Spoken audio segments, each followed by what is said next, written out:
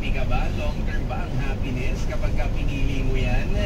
O doon pa rin tayo sa maaasahan? Nax? Yan ang lalawanin ang kwento ni Kuya Renato.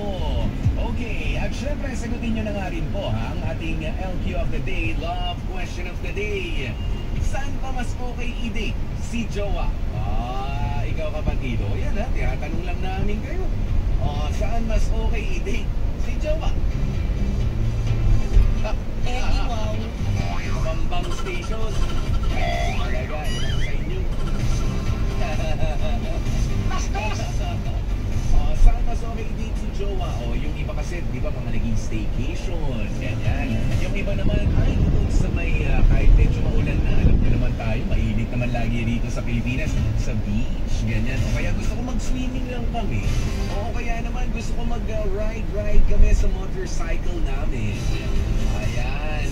Mag-out of town ng biglaan na bahala na. Walang reservation, walang pala na. Kung saan tayo abuti ng pagod, doon tayo magpapahinga. Diba? May mga ganoon eh. O kaya, lang sa bahay.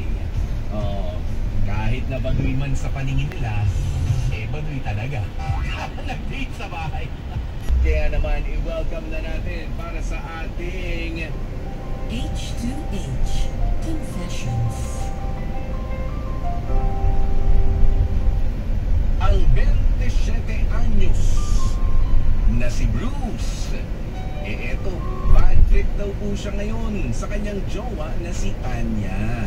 Paano ba naman? Ito si Tanya, wala na raw ginawa, kundi ang pagdudahan na lamang itong si Bruce. Minsan na raw kasing nagloko itong si Bruce. Pero ang depensa nga ng boyfriend itong si Tanya, nagbago naman na raw siya. Ang masaklap nga lang, maski raw sa panaginip nakikita na ni Tanya na may ibang babae itong si Bruce. Yan yung tinatanong ko sa inyo kanina eh. Sino ba mas mahihirapan kapag gumawa ka ng kalokohan? Yung jowa mo o ikaw rin mismo? Kausapin na nga natin Bruce ng Manila. Magandang tanghali sa'yo. Bruce? Magandang tanghali ko. Gano'n na kayo katagal na magkuhan ni Tanya? Isang taon na rin po.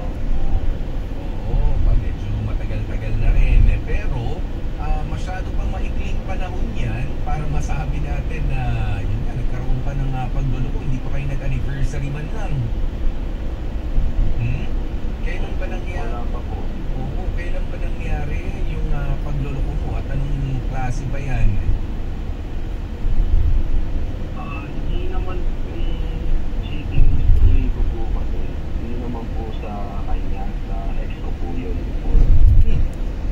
Bakit naapektuhan itong si Tanya? Ikinwento mo ba sa kanya o alam niya yun bago pa kayo Nakikiwento ko lang po sa kanya kasi parang dalawang beses po kasi ako sa mga ex ko. Dalawa? Anong klaseng pagluloko ito? Naging two-timer ka? Hindi naman po. Parang after po ng relationship ko sa iba. Relationship ko okay.